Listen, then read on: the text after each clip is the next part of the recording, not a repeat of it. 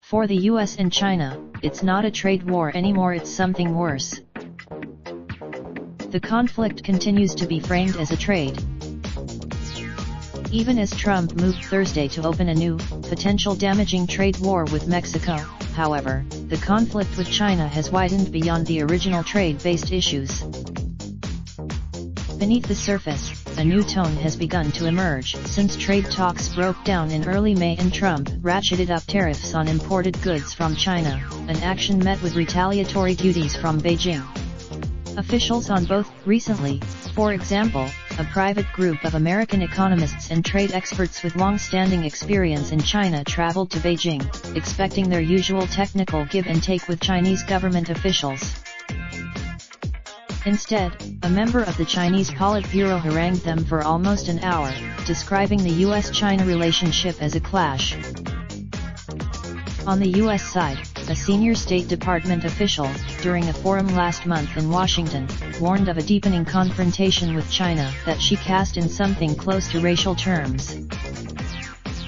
In the Cold War with the Soviet Union, said Kiron Skinner, the State Department's Director of Policy Planning, Washington at least faced fellow Caucasians, whereas with Beijing, Washington faces a non-white culture. On the trade issues themselves, the two sides may still be able to reach a truce, with the best chance coming with the Economic Summit of Major Nations at the end of June in Osaka, Japan.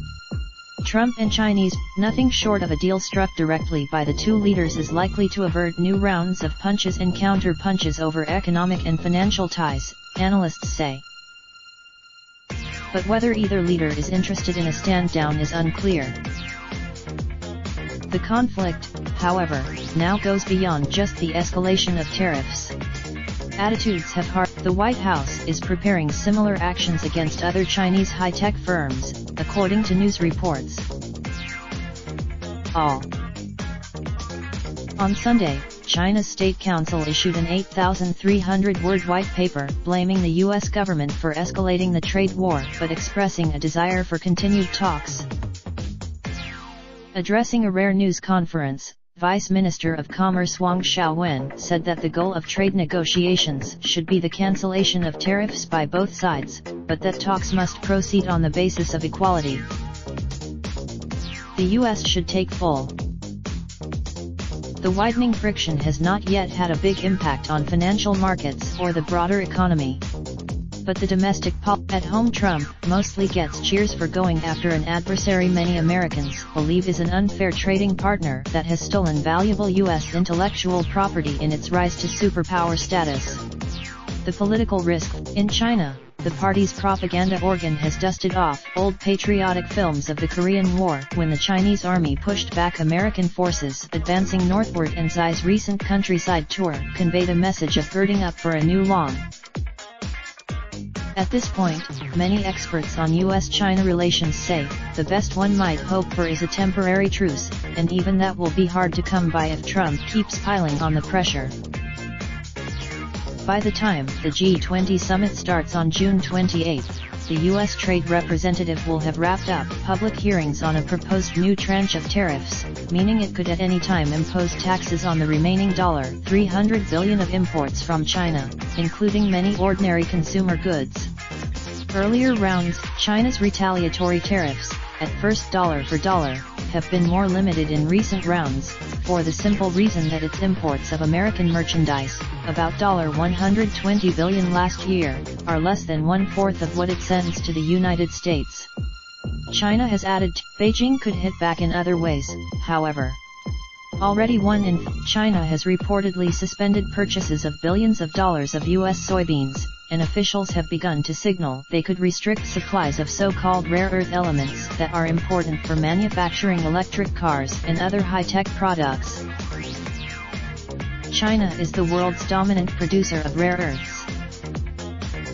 Beijing also could spur boycotts of popular American products such as Apple iPhones or curtail tourism to the United States, which would be particularly painful for states such as California. An American university Then there's Boeing, the single biggest American exporter to China. Sales to China. Boeing has been embattled in recent weeks by the grounding of its 737 MAX fleet after 2 fatal crashes. The company faced Beijing could withhold its own certificate of airworthiness, which would keep the 737 MAX from flying in and through China, with almost certain spillover effects to other countries.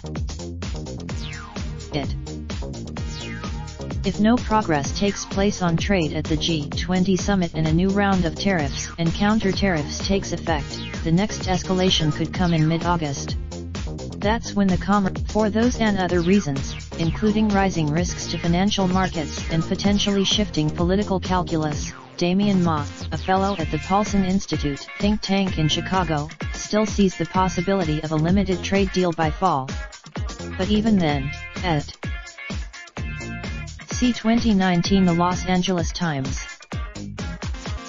Visit the Los Angeles Times at www.lateams.com. Distributed by Tribune Content Agency, LLC. Raindrop, drop top, smoking, no cooking the hot pot. Fucking on your bitch, yeah, that. Looking up, open the park pot.